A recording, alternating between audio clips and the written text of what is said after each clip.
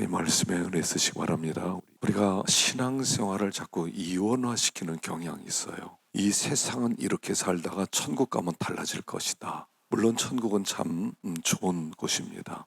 천국은 하나님 나라입니다. 하나님의 완전한 통치가 있는 곳입니다.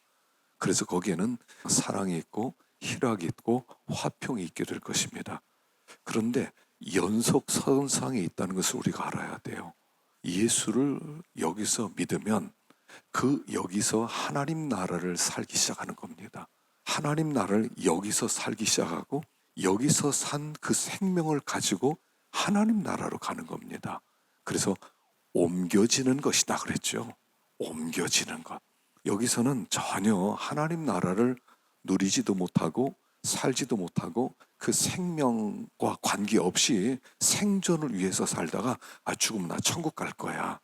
그렇게 해서 이원화를 많이 생각하는데 위험한 신앙이라고 제가 누누이 강조하고 있어요. 지금 이게 굉장히 잘못된 신앙입니다. 자, 여기서 하나님 나라를 사셔야 돼요. 우리가 여기서 믿었으면 믿음이 이제 삶으로 나타나는 거예요. 여러분, 믿는다는 게 뭐라고 그랬죠? 예수님이 내 안에 들어오는 거라고 그랬죠. 예수님이 내 안에 내가 예수님을 영접한다. 그랬을 때 예수님이 내 안에 들어오시는 거죠. 그리고 나는 내 안에 계신 그 예수님을 재현시키는 거예요. 이게 우리 몸을 주신 목적이에요. 몸을 주신 목적은 뭐냐면 이 세상에서 헛된 것을 따라가지 말고 살아내라는 거예요. 주님이 내 안에 계시고 말씀이 내 안에 들어오시고 나로 하여금 이제 그 하나님을 믿는 믿음을 살아내라는 거예요. 근데 우리는 이렇게 생각해요. 사람이 어떻게 말씀대로 살아?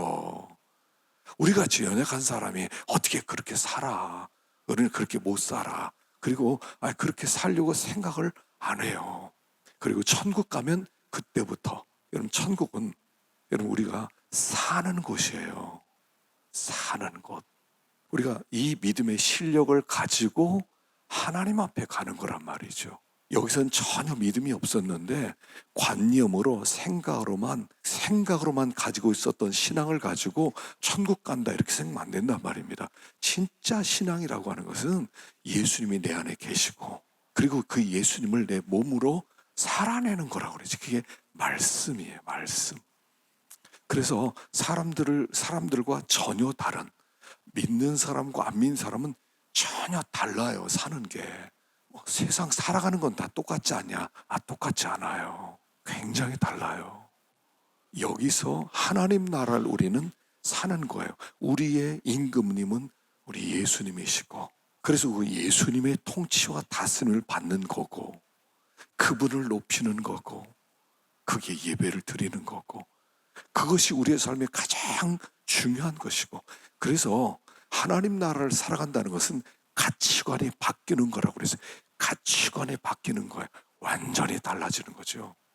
그래서 믿는 사람은, 언약 백성의 삶은 이 세상에 하나님을 모르는 사람과 유사하게 산다든가 조금 이렇게 낫다든가 이런 정도 아니라 전혀 다른 삶의 목적과 방향을 가지고 살아가는 것이다 하는 것입니다.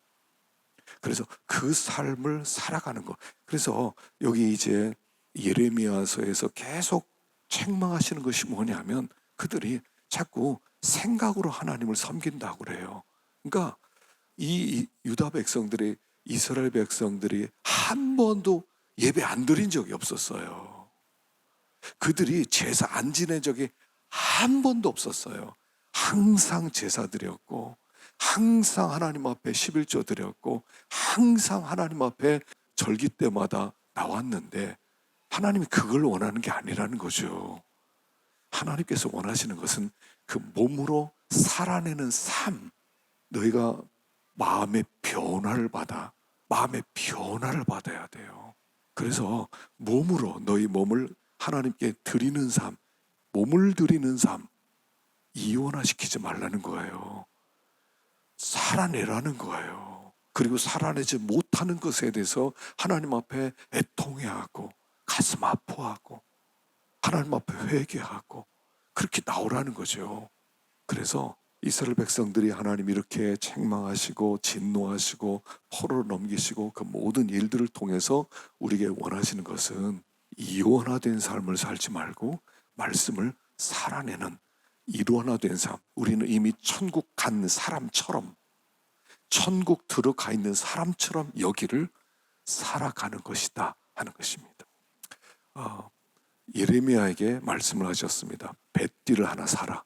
그 뱃띠를 띄어라. 이 뱃띠라고 하는 것은 뭐냐면 그 당시 사람들에게 이 뱃띠라고 하는 것은 그 사람의 신분이라든가 그 사람의 성공이라든가 그 사람의 어떤 자랑이 되는 거죠. 그래서 그 뱃띠를 보면 좋은 뱃띠를 하나 샀습니다. 그러면 사람들이 돈 벌었나 보다. 참 뱃띠 멋있는데 무슨 좋은 일이 있었나 봐. 큰 돈이 들어왔나 봐. 그리고 그 사람들이 그를 다시 보게 되는 거죠. 이게 이해가 될 수 있을지 모르겠어요. 권투라든가 아니면 레슬링 같은 걸 한 다음에 챔피언이 되면 챔피언 벨트를 딱 주는 거죠. 허리에 매는 것처럼 이 뱃띠라고 하는 것은 그 사람의 영광을 상징하는 그 시대에 아주 중요한 표시였던 거예요. 그래서 예레미야에게 야, 뱃띠 하나 사라. 그래서 뱃띠를 딱 띄고 나가면 사람들이 와, 예레미야 무슨 좋은 일이 있었습니까? 당신 왜 성공하셨습니다. 굉장히 좋은 뱃띠를 메고 다니시는군요. 사람들의 시선이 거기 쫙 가는 그런 뱃띠를 하나 샀습니다. 그리고 얼마 뒤에 하나님께서 이제 그 뱃띠를 유브라데 강가에 파묻어라. 그리고 나서 나중에 그 뱃띠를 한번 봐라. 근데 뱃띠는 천으로 만들었기 때문에 다 썩었다는 거죠. 더 이상 뱃띠를 할 수 없게 된 이 예를 들면서 이제 주님께서 몇 가지 교훈을 주시는 겁니다.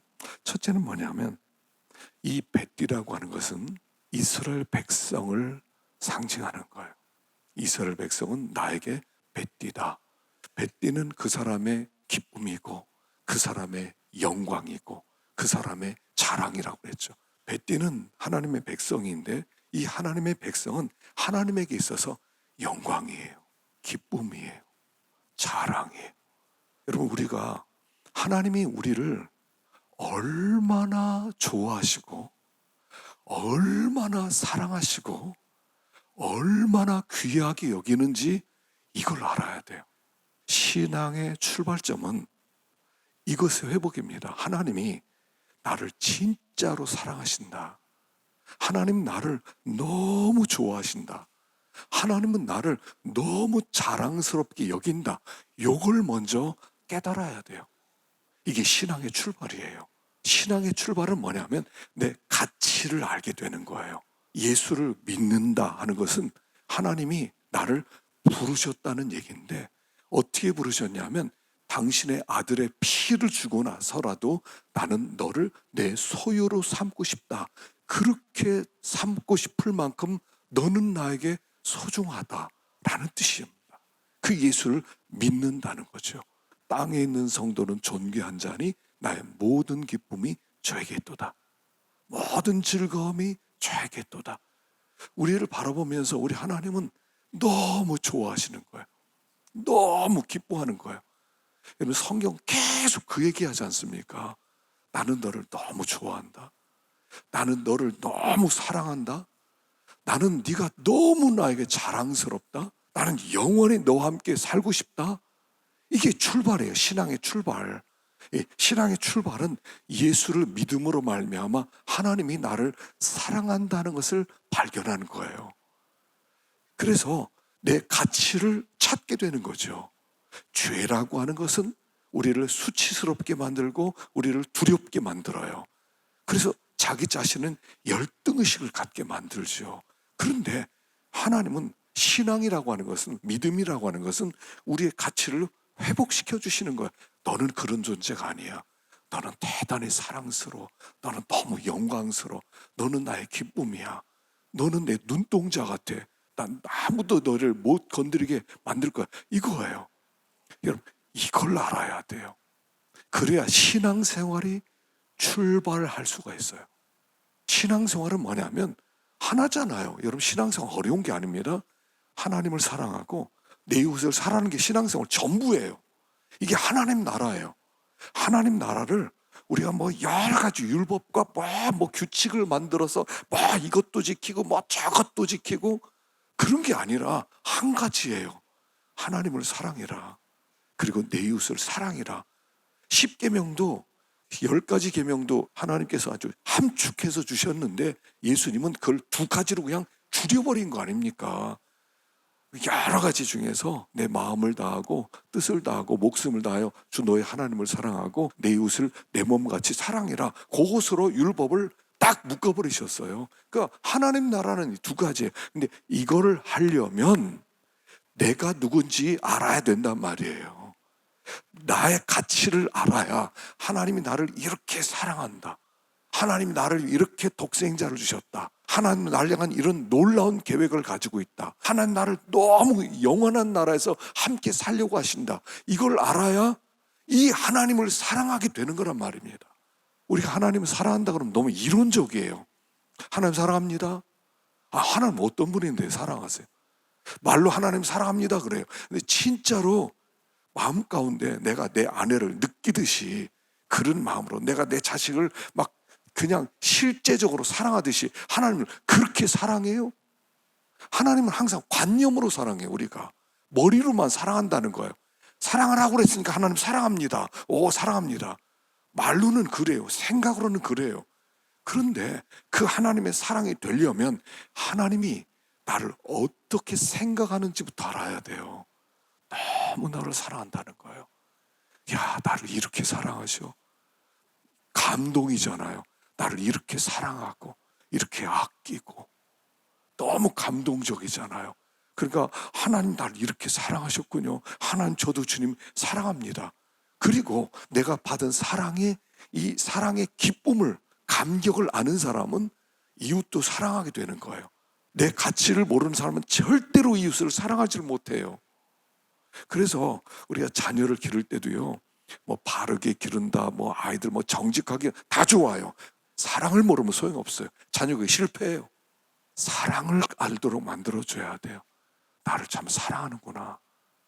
우리 부모님 나를 참 사랑하는구나. 이게 자녀의 핵심이에요, 사실은요. 그러면 내 가치를 아는 사람은 이웃의 가치도 알게 돼 있어요. 그래서 신앙의 출발은 내가 이렇게 소중한 존재다. 내가 하나님의 뱃띠와 같다. 내가 하나님의 영광이다. 내가 하나님의 기쁨이다. 내가 하나님의 자랑이다. 그거는 우리가 어떤 때는 이러잖아요. 내가 믿음이 있어서 하나님을 기쁘시게 해드리고 늘 실수도 하지 않고 막 그러면 하나님이 나를 기뻐하시고, 내가 좀 믿음도 없고 내가 좀 실수도 하고 내가 그럼 하나님 나를 사랑하지 않을 거야 이렇게 생각하잖아요. 아니에요. 하나님은 우리 자녀 사랑할 때 이유가 있어요. 자녀가 있는데 그 중에 똑똑한 얘만 내가 사랑하고 얘는 공부도 못하고 얘는 창피해 그럽니까? 아니에요. 그냥 이유 없이 사랑해요. 하나님이 우리를 향한 사랑이 근본적으로 이러하다는 것을 알아야 돼요. 하나님이 나 싫어할 거야, 잘못 생각하시는 거야. 안 싫어하세요.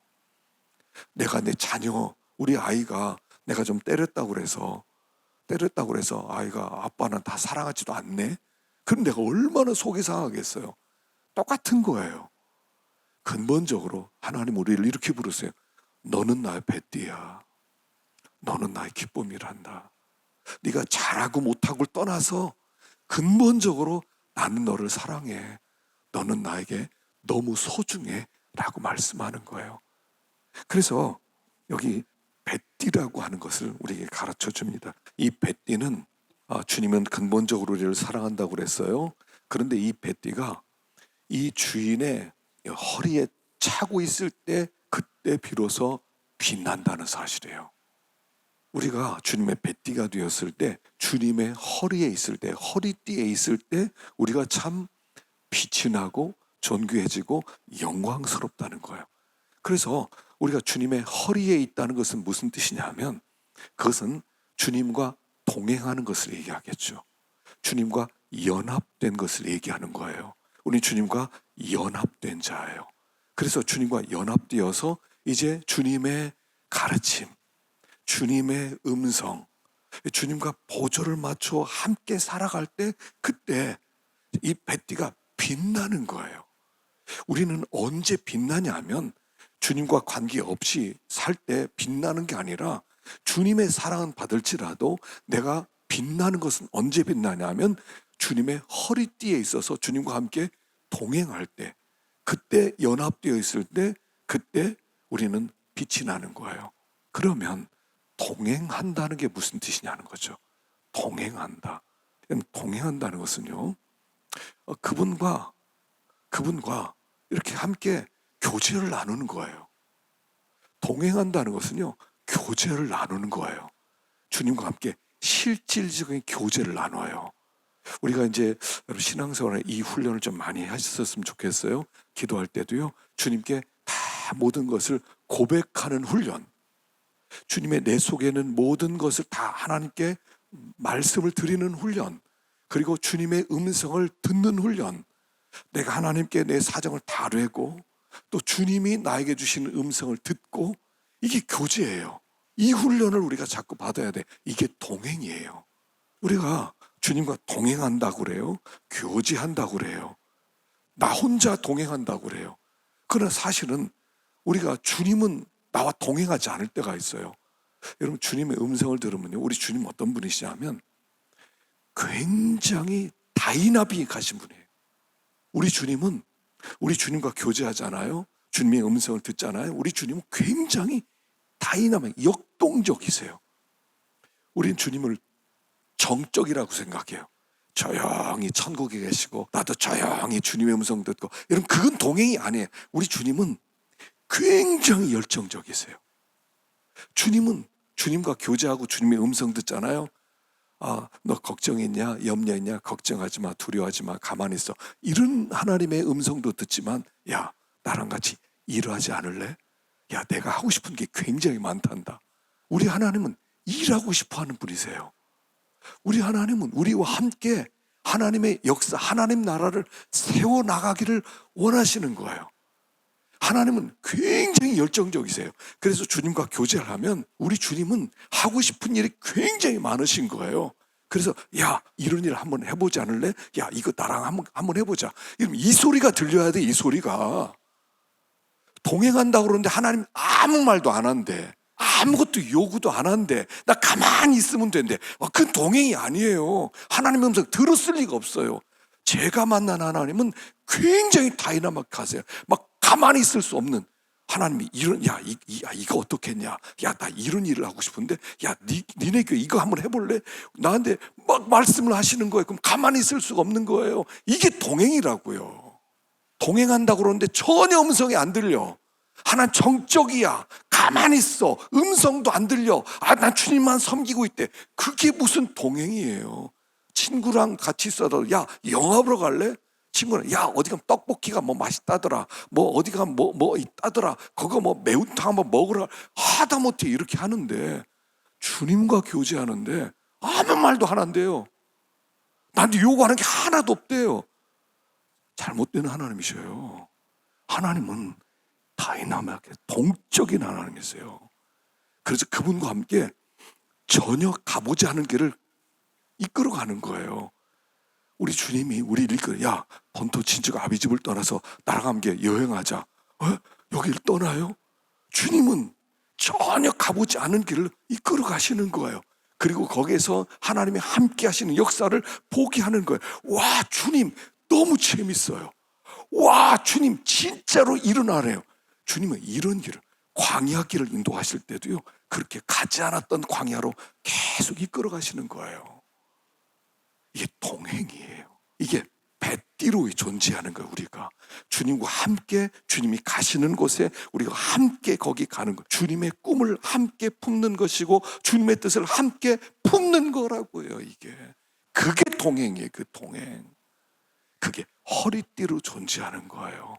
그런데 이 배띠를 유브라데 묻으라고 그래요. 유브라데.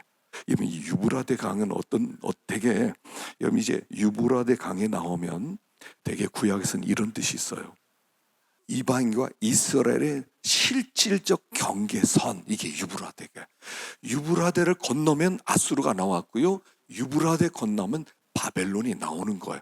근데 그 유브라데의 배띠를 묻으라는 거예요. 그러니까 이 벳디가 언제 변질이 되냐면 이 변질, 유브라데, 바벨론의 사상, 바벨론의 정신, 바벨론의 문화, 바벨론의 학문, 바벨론의 지식이 들어왔을 때 변질이 되는 거예요. 못 써먹게 되는 거예요. 자, 하나님의 백성은 하나만 있으면 돼요. 하나님의 백성의 특징은 하나예요. 하나님만 있으면 돼요. 우리에게 가장 중요한 것은 뭐냐면 하나님을 아는 지식이에요. 하나님을 아는 지식 하나만 있으면 충분한 거예요. 근데 하나님을 아는 지식이 아니라 세상 지식, 바벨론 지식이 들어왔어요. 그 당시에는 그럴만도 하잖아요. 이 바벨론은 세계 문명의 중심지예요. 세계 최첨단의 학문을 가지고 있어요.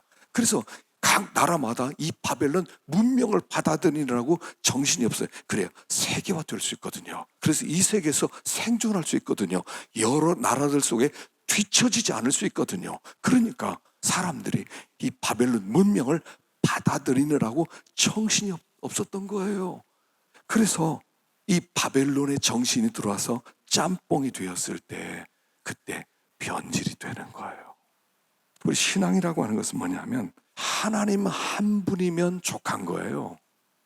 하나님 한 분이면 족한 거예요. 그런데 하나님 한 분으로 만족하지. 이 세상에서 우리가 지금 이 세상이 얼마나 빠르게 돌아갑니까? 이제 AI가 나오고요. 이제 이 문명이 발전이 되기 시작하는데 너무 빨리 발전되는 거예요. 그러니까 젊은 사람들이 마음만 급해요. 하고 싶은 게 너무 많은 거예요.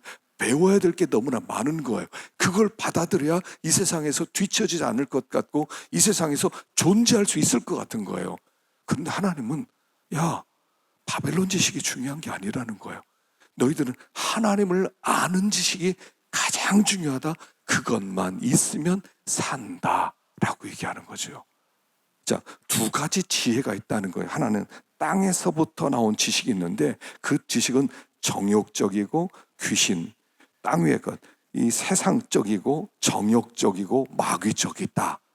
이게 바벨론 문명에 앞서가는 것 같고 세상을 주도하는 것 같은데 그 문화는 세속적 문화고 그 문화 속에는 하나님이 없고 인간의 중심이 되어서 우리끼리 세상을 아름답게 만들지 않은 지식이라는 거예요. 근데 이 지식이 들어오면 어떻게 되냐면 특징이 시기와 다툼이 있는 곳에는 혼란과 모든 악한 일이 있습니다. 이 세상의 지식, 바벨론의 지식의 특징은 뭐냐면 경쟁이에요. 여러분, 이 세상은요 경쟁 사회예요. 그 경쟁하다 보니까 시기하고요, 다른 사람보다 내가 더 잘나야 되고요, 내가 더 성공해야 되고요, 더 앞서야 되고요. 그러다 보니까 혼란스러워지는 거예요. 참 지식은 어떤 지식이냐면 평화를 주신 지식이어야 돼요. 그럼 이 세상에 세상 지식으로는 우리에게 평화를 주지 못해요. 평화를 주는 것은 위로부터 온 지혜라는 겁니다. 그래서 위로부터 난 지혜는 성결하고 화평하고 관용하고 양순하고 긍휼과 선한 열매가 가득하고 편견과 거짓이 없고 화평하게 하는 자들은 화평으로 심어 의의 열매를 거두느니라. 우리를 진정으로 화평하게 만들고 우리를 진정으로 행복하게 만드는 것은 바벨론 문화가 아니라는 거예요. 세상 지혜가 있어야만 앞서는 것 같지만 그 세상이 주는 것은 두 가지밖에 없어요. 계시록에서 바벨론이 주는 건 두 가지라고 그러잖아요. 사치와 음행밖에 못 줘요. 열심히 세상 따라가 보세요. 돈 벌어서 사치하게 사는 거죠. 남들보다 좀 맛있는 거 먹고 좀 좋은 옷 입고 좋은 차 타고 좋은 집에 사는 그거잖아요. 남들보다 좀 더 좋은 차 타고 그리고 1등석 타고 그리고 나서 다른 사람 앞에서 좀 뻐기는 거 그거잖아요. 그 사치잖아요. 그 다음에 음행 아니에요. 바벨론이 주는 것은 그거밖에 없어요. 근데 그걸 지금 따라가겠다고 존귀한 하나님의 자리를 버렸다는 것이죠. 유브라데, 바벨론의 문화, 이 세상의 지식, 원래 이게 에덴 동산부터 있던 일이죠. 아담과 하는 에덴 동산에서 하나님을 아는 지식만 있었어요. 선악을 알게 하는 나무의 실과를 먹지 말라, 먹으면 죽으라. 이게 신의 지식이에요. 신적 지식이에요. 근데 마귀가 와서 야, 그 지식 가지고 어떻게 살아가냐, 내가 지식 하나 더 줄게. 그거 먹어도 안 죽어. 이 세상 지식이 들어오는 거예요. 뱀의 지식이 들어왔어요. 그걸 먹었더니 어떻게 됐습니까? 이렇게 되는 거예요. 평화가 없어지는 거죠. 이 세상은요, 하나님을 아는 지식이 없어서 이렇게 된 거예요. 우리는 하나님을 잘 안다고 생각해요. 이렇게 하나님을 이 정도만 하면 내가 충분히 안다고 생각하는데, 그 지식이 참 지식이냐 말이죠. 본질을 아는 지식이에요. 이게 나를 아는 지식이에요. 하나님을 실질적으로 교제하면서 체험한 지식이에요. 다 머리로 아는 지식이죠. 그러다 보니까 진정한 평화가 없어졌다. 그래서 하나님이 야, 너희들 나 이렇게 귀한 존재였는데 너희들이 변질됐구나, 그렇게 얘기하시는 거죠. 그들이 교만해서 베티가 썩었다는 거죠. 교만이라고 하는 것은 뭐냐면, 교만은 두 가지예요. 하나는 뭐냐면 하나님으로 만족하지 못하는 것, 첫째가 교만이에요. 하나님이면 충분합니다. 이 겸손이거든요. 하나님으로 충분하지 않다. 하나님 플러스 알파가 있어야 된다. 하나님은 하나님이고 하나님 플러스 다른 게 더 있어야 된다 라고 하는 게 교만이고요. 또 한 가지는 뭐냐면 내 힘으로 살겠다는 게 교만이에요. 내 힘으로 살겠다. 이 교만이 그들의 존귀함을 빼앗아갔다는 거예요. 우리는 신앙은 이겁니다. 하나님 한 분이면 족한 거예요. 요걸 찾아야 돼요. 우리가 현대 교회가 잃어버린 가장 중요한 우리 신앙의 선조로부터 내려온 잃어버린 이 보물은 뭐냐면, 과거에 우리 조상들은 하나님 한 분이면 충분했어요. 근데 이 세상이 너무나 많은 것을 가지고 와서 다 필요하다고 얘기하는 거예요. 그게 없으면 안 될 것처럼. 그래서 주객이 바뀌어진, 하나님은 상대적이 되고 세상에 있는 것은, 바벨론은 절대적이 되고, 그 우상숭배 시대가 된 거예요. 그 뿌리는 교만에 있었다는 거예요. 그리고 또 한 가지는 우린 내 힘으로 사는 사람이 아니란 말입니다. 행복은 내 힘으로 만들 수도 없어요. 성공을 내 힘으로 만들 수 없어요. 영광을 내 힘으로 만들 수 없어요. 근데 할 수 있다는 거예요. 영광은 내가 쟁취하는 거라고 생각하는 거예요. 내가 똑똑하게 자라면 내 영광을 내가 차지할 수 있다는 거예요. 내 행복은 내가 만들 수 있다는 거예요. 그런데 우리가 만들기 싫어서 안 만듭니까? 지금 능력이 없어요. 우리는 이 모든 것은 하나님으로부터 오는 거예요. 하나님으로부터.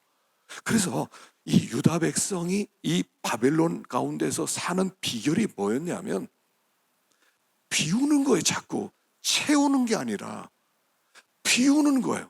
예수님은 하나님과 본체셨어요. 그런데 자기를 비웠어요. 여기 취할 것으로 여기지 아니하시고 라고 하는 것은 뭐냐면, 강탈하다, 누리다, 그걸 갖다 빼앗다, 이런 뜻이에요.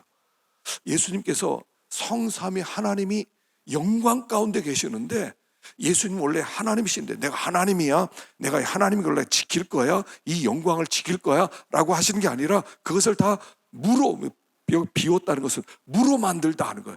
아무것도 없는 것으로 내려놓다, 이런 뜻이에요.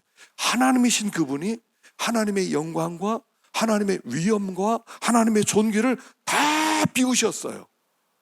얼만큼 비우셨어요? 종의 자리까지 비웠어요. 우리 보통 사람들도 영광 있잖아요. 우리 나름대로 영광이 있어요. 그런 영광조차도 주님은 다 비우시고 종으로서, 노예로서 비우셔서 내려왔다는 얘기예요. 그랬더니 하나님이 그를 높이시는 거예요. 이걸 우리에게 가르쳐 주는 거예요. 우리는 이 세상을 어떻게 살아야 되느냐. 여러분, 복잡해지잖아요. 점점 더 복잡해지는 세상이 됐습니다. 앞으로 무슨 직업을 가져야 될지도 모르겠어요. 앞으로 아이들에게 무슨 공부를 시켜야 될지도 모르겠어요. 앞으로 지금 있는 직업이 거의 다 없어진다고 그러니까 뭐를 시켜야 될지 모르겠어요. 그러니까 막 당황을 해요. 근데 걱정할 게 없어요. 하나만 하면 돼요. 이것만 하면 돼요. 자기를 자꾸 비우고 자기 몸에서 힘을 빼고, 나는 내 힘으로 살지 않습니다. 나는 하나님의 공급하는 힘으로 살겠습니다. 이것만 하면 되는 거예요. 하나님, 내가 날 뭘로 채우는 게 아니에요. 이 세상의 어떤 지식으로 막 채우는 게 아니에요. 나는 그냥 하나님만 의지하고 살겠습니다. 하나님이 그냥 도와주시는 대로 살겠습니다. 그리고 몸에 힘을 빼는 거예요. 그러면 하나님이 그때부터 역사하는 거예요. 아브라함에게 하나님이 언제부터 역사하기 시작하냐면요, 본토 친척 아버지 집을 떠나서 하나님이 지시하는 곳으로 갔을 때부터 하나님이 그때부터 일을 시작하는 거예요. 내가 뭔가 가지고 있을 때 하나님 일하는 게 아니라 내가 비웠을 때부터예요. 비우는 거예요. 그래서 신앙생활은 몸에 힘 빼는 겁니다. 뭐든지 다 그래요. 힘을 다 빼야 돼요. 신앙생활은 몸에 힘을 빼야 돼요. 목에 힘을 빼야 돼요. 목소리에 힘을 빼야 돼요. 자꾸 이게 내가 이게 나면 안 돼요. 자꾸 비워야 돼요. 나를 비워야 돼요. 그때부터 주님이 일하기 시작하는 거예요. 주님이 우리를 붙들고 싶은데 너무 힘이 들어갔어요. 내가 힘이 들어갔어요. 자꾸 힘을 빼는 거예요. 그래서 고단수 있는 사람들은요, 힘을 빼요. 그리고 집중력 있게 힘을 주는, 임팩트를 주는 거죠. 주님은 힘을 다 빼고 내려오셨어요. 하나님으로서 이 세상에 내려오지 않았어요. 하나님의 영광과 존귀와 능력을 가지고 내려온 게 아니야.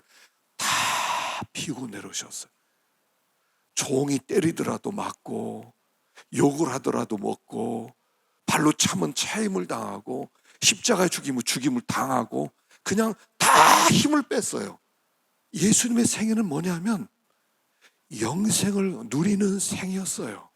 예수님은 그 어떤 것에서도 매이지 않았고요, 예수님은 자유하셨어요. 예수님의 생애를 우리에게 가르쳐 주는 거예요. 몸에 힘을 빼라. 이게 하나님 나라를 사는 거다. 자꾸 내가 어떻게 사람들이 나를 대하나 보자, 나를 어떻게 무시하는 거 아니야? 여러분, 아직 멀었어요. 다 힘을 빼세요. 예수님을 모든 사람에게 영광스럽게 만들어주신 분은 예수님이 아니세요. 하나님이셨어요. 몸에 힘을 뺐더니 사람들에게 당할 거 다 당했더니 욕먹을 거 다 욕먹고 그대로 다 십자가까지 그냥 죽었더니 하나님이 그를 높이시는 거예요. 행복은 하나님이 주시는 거예요. 예수님이 이 땅에 오셔서 행복을 쟁취한 게 아니에요. 이 세상에 있는 것 가지고는 문제가 해결 안 되니까, 여러분, 예수님이 십자가에 죽었다는 것은 깊이 생각해야 돼요. 그 방법밖에 없다는 거예요. 이 세상에 있는 어떤 것도 써먹을 게 없다는 거예요. 죽는 거예요. 그래서 이게 기독교예요. 죽는 거예요. 그냥 이 방법 외에는 없다는 거예요. 하나님의 아들이 이 땅에 와서 할 일이 얼마나 많았겠어요. 근데 그냥 힘 빼고 그냥 죽었다니까요. 이 방법밖에 없다는 거예요. 이 방법. 신자가 살아가는 방법은 이 방법밖에 없어요. 죽는 것밖에 없어요. 예수님이 죽으셨어요. 하나님의 아들이. 여러분, 이상하지 않아요? 하나님, 그 전능하신 하나님이, 세상을 창조한 하나님이 이 땅에 내려와서 아무것도 안 하고 그냥 죽었어요. 이거밖에 없다는 거예요. 이 세상에서 어떤 것도 써먹을 게 없고 요 한 가지 방법밖에 없었다는 거예요. 비우는 거예요. 이게 죽는 거예요. 이 싸움이죠. 우리의 에고, 나는 안 죽으려고 그러고요, 말씀은 죽으라고 하고요, 성령님은 죽으라고 하고요. 이 세상에 죽으면 바보가 되잖아요. 왜 바보짓을 해요? 근데 예수님 그렇게 죽었더니 그때부터 거기에 생명이 피어나기 시작하는 거예요. 그래서 이스라엘 백성이 이 바벨론을 배워서 그들도 빨리 강한 나라가 되고 싶었는데, 빨리 그들도 힘이 있어서 주변에 있는 사람들에게 무시를 안 당하고 싶었는데 그게 망하는 길이었어요. 그래서 하나님이 이렇게 영광스럽게 만들었는데 영광스럽게 되지 못했다라고 맞춰지는 거죠. 그럼 그렇게 살아갈 수가 있느냐? 살아갈 수가 있느냐? 당신은 그렇게 살아갑니까? 라고 물어보면 우리가 저렇게 살아가려는 목표를 가진 사람과 목표를 없는 사람은 다른 거예요. 그게 우리가 살아가는 방법이고 살아가야 될 길이다 하는 것입니다. 그래서 다시 또 비우면 죽을 것 같은데 안 죽어요. 죽어도 살아나요. 하나님이 그때 진짜로 높여주시고 진짜로 행복을 주시고 진짜로 기쁨을 주시고 그게 진짜 기쁨이에요. 그게 하나님 나라를 살아가는 것입니다. 기도하겠습니다.